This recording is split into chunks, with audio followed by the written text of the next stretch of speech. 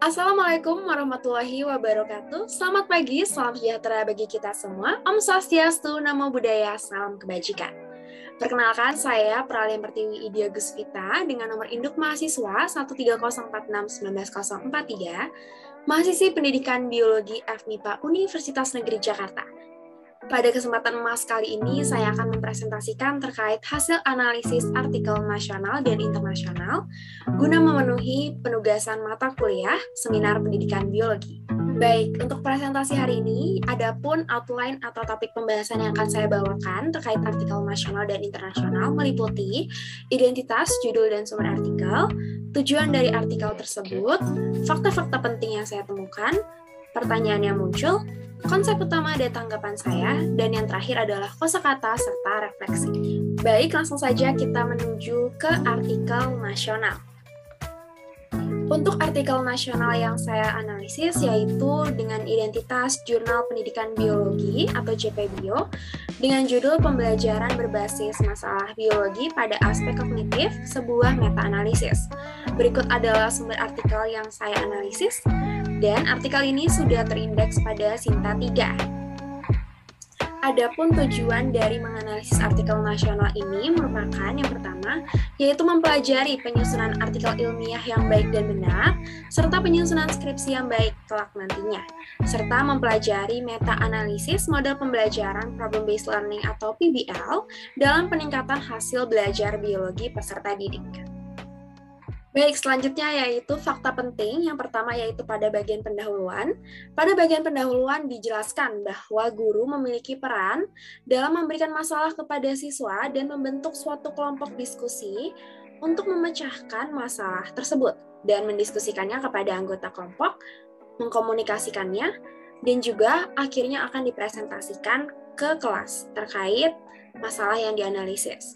Kemudian, dijelaskan juga bahwa problem-based learning merupakan model pembelajaran yang didasari pada tidak sedikitnya permasalahan yang memerlukan keterampilan dalam mengatasinya, serta mempunyai cara belajar secara mandiri dan mahir dalam berkolaborasi pada kelompok diskusi atau kelompok belajar.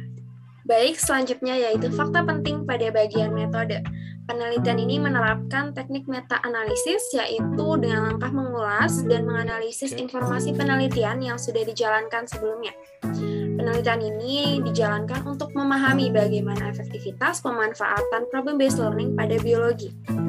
Jurnal yang dijadikan acuan, yaitu dengan jurnal dengan rentang 2016 hingga tahun 2018. Meta-analisis ini dijalankan bersama dengan menemukan dan mengumpulkan data bersama dengan langkah yang menelusuri e-journal memakai Google Cendekia atau Google Scholar.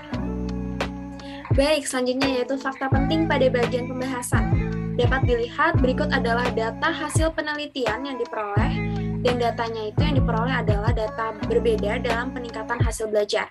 Rata-rata hasil belajar pre-test dan post-test mengalami peningkatan dengan penggunaan problem-based learning, yaitu dari 48,90 menjadi 78,31. Dan untuk persentase peningkatannya sebesar 29,34%. Perbedaan rata-rata hasil belajar dipengaruhi oleh berbagai faktor, salah satunya aktivitas belajar siswa pada kelas kontrol dan eksperimen. Nah, pada kelas kontrol, siswa hanya mendengarkan penjelasan guru secara pasif, sedangkan pada kelas eksperimen, siswa dapat berperan aktif dalam diskusi dan pembelajaran. Hal tersebut menunjukkan bahwa penggunaan model problem-based learning berdampak positif pada pembelajaran yang dapat meningkatkan hasil belajar peserta didik. Selanjutnya yaitu fakta penting terakhir yaitu kesimpulan berdasarkan penelitian yang berjudul meta-analisis model pembelajaran PBL dalam pembelajaran biologi dapat ditarik kesimpulan bahwa model pembelajaran problem-based learning mampu meningkatkan hasil belajar siswa mulai dari yang terendah 15,03% hingga yang tertinggi 62,12%. Hal tersebut menunjukkan bahwa penerapan model pembelajaran problem-based learning mampu meningkatkan hasil belajar, khususnya dalam pembelajaran biologi. Baik, selanjutnya yaitu pertanyaan yang muncul, yaitu bagaimana problem-based learning dapat meningkatkan aspek kognitif peserta didik. Kedua, bagaimana meta-analisis terkait aspek kognitif siswa. Selanjutnya yaitu konsep utama. Konsep utama pada artikel nasional ini yaitu problem-based learning merupakan model pembelajaran yang didasari pada tidak sedikitnya permasalahan yang memerlukan keterampilan dalam mengatasi masalah dan mempunyai cara belajar secara mandiri, serta mahir dalam berkolaborasi dalam kelompok belajar atau kelompok diskusi. Meta-analisis dilakukan dengan pencarian dan pengumpulan data yang menelusuri e-journal menggunakan Google Scholar atau Google Cendekia, yang menggunakan kata kunci problem-based learning dan pembelajaran biologi. Serta dilakukan seleksi terhadap jurnal-jurnal yang akan dilakukan analisis dan terpilihlah sebanyak 15 jurnal. Rata-rata hasil belajar pretest dan posttest mengalami peningkatan yang sudah menggunakan model pembelajaran PBL, yaitu sebagai berikut. Pada angka 48,95 menjadi 78,31, serta persentase peningkatannya sebesar 29,34%. Hal tersebut menunjukkan bahwa penggunaan model PBL mampu berdampak positif pada pembelajaran dan meningkatkan hasil belajar siswa. Selanjutnya yaitu tanggapan saya terkait artikel nasional ini, yaitu artikel ini berhasil menjabarkan meta-analisis model pembelajaran problem-based learning dalam pembelajaran biologi secara komprehensif dan sistematis. Juga dielaborasikan temuan peningkatan hasil belajar model pembelajaran problem-based learning setiap tahunnya, beserta data pretest dan posttest. Selain itu juga ditampilkan data persentase peningkatan hasil belajar yang signifikan. Berikut adalah kosakata baru yang saya pelajari, yaitu meta-analisis dan problem-based learning. Baik, selanjutnya yaitu bagian refleksi. Refleksi yang saya dapatkan ketika setelah membaca dan menganalisis artikel nasional ini, yaitu yang pertama, melatih literasi jurnal terkait pembelajaran biologi, khususnya dengan pendekatan PBL. Kedua, yaitu melatih analisis bagaimana menarik kesimpulan dari data yang ada. Ketiga, melatih kepekaan saya untuk menggunakan pendekatan pembelajaran yang variatif kelak saat mengajar peserta didik. Dan yang terakhir yaitu memacu saya untuk dapat menulis artikel ilmiah dan skripsi, serta memperdalam ide skripsi yang akan saya bawakan. Baik, selanjutnya langsung saja menuju ke artikel internasional. Untuk identitas artikel internasional yang saya analisis yaitu International Journal of Instructions dengan judul The Effectiveness of STEAM-Based Biotechnology Module Equipped with Flash Animations for Biology Learning in High School. Berikut adalah sumber artikel yang saya analisis, dan artikel ini sudah terindeks pada SGR dengan poin 0,54 dan sudah dikategorikan pada kuartil 2.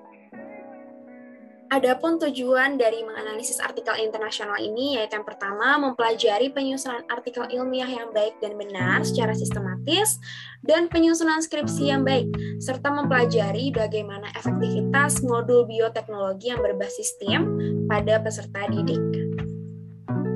Selanjutnya yaitu fakta penting. Fakta penting yang pertama yaitu pada bagian pendahuluan.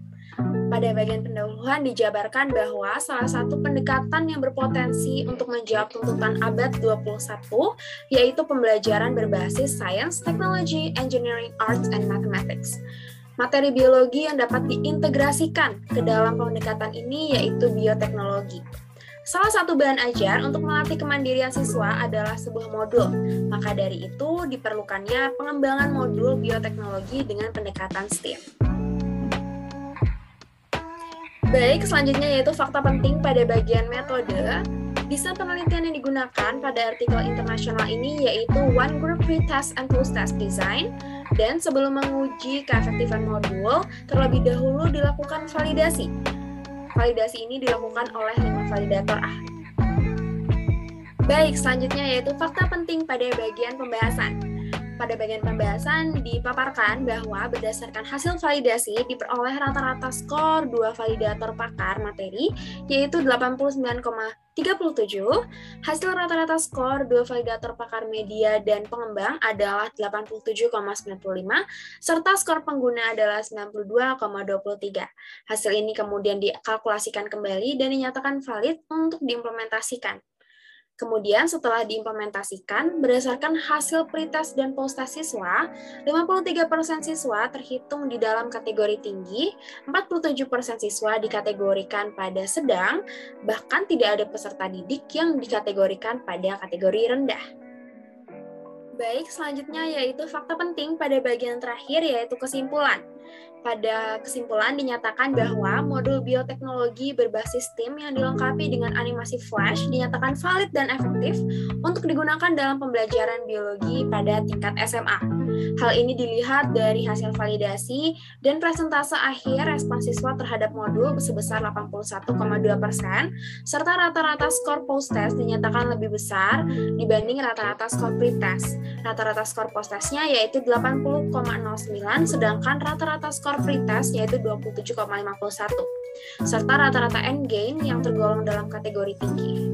Selanjutnya yaitu pertanyaan yang muncul pada artikel internasional, yaitu yang pertama, apa saja pendekatan STEAM pada pembelajaran biologi?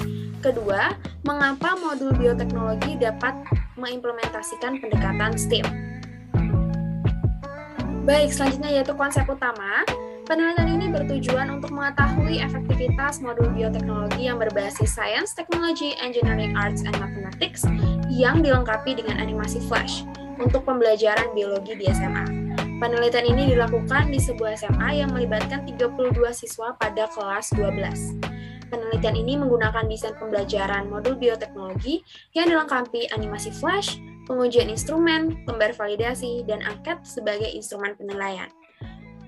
Hasil validasi materi, media, dan pengguna menunjukkan bahwa modul tersebut dinyatakan valid dengan skor akhir 89,85. Dan modul bioteknologi berbasis STEAM ini dinyatakan mampu mendorong siswa untuk dapat memahami konsep materi bioteknologi melalui diskusi kelompok dan kegiatan praktikum yang mengandung unsur Science, Technology, Engineering, Arts, and Mathematics. Selanjutnya yaitu pada bagian tanggapan. Tanggapan saya terkait artikel internasional ini yaitu artikel memiliki kelebihan, yaitu menjabarkan dengan jelas koneksi STEAM dan bioteknologi pada pembelajaran, serta artikel ini juga dapat menggambarkan data implementasi modul, jadi tidak hanya secara teori, namun juga telah diimplementasikan pada sekolah, serta telah menyertakan hasil validasi modul yang komprehensif, namun kurang dijabarkan saran implementasi STEAM pada pembelajaran di masa mendatang. Berikut adalah kosakata yang saya temukan, yaitu effectiveness, kemudian STEAM, modul, dan bioteknologi. Baik, selanjutnya yaitu bagian refleksi yang saya dapatkan setelah menganalisis artikel internasional. Yaitu yang pertama, melatih literasi jurnal terkait pembelajaran biologi, khususnya dengan pendekatan modul berbasis STEAM. Kedua, melatih analisis bagaimana menarik kesimpulan dari data yang ada. Ketiga, melatih kepekaan saya untuk menggunakan pendekatan pembelajaran yang lebih variatif kelak saat mengajar peserta didik. Dan yang terakhir yaitu memacu saya untuk dapat menulis artikel ilmiah maupun skripsi, serta memperdalam ide skripsi yang akan saya bawakan. Baik, tibalah kita di penghujung video presentasi pada hari ini. Saya ucapkan terima kasih banyak kepada Bapak Rizal dan teman-teman semua yang telah menyaksikan video ini dari awal hingga akhir. Semoga apa yang telah saya sampaikan dapat bermanfaat dan dapat diimplementasikan di kemudian hari. Saya izin untuk menutup dengan pantun, jalan-jalan ke Bukit Tinggi, pulangnya membeli gula aren. Yuk kita belajar biologi karena biologi itu keren. Terima kasih saya ucapkan. Wassalamualaikum warahmatullahi wabarakatuh.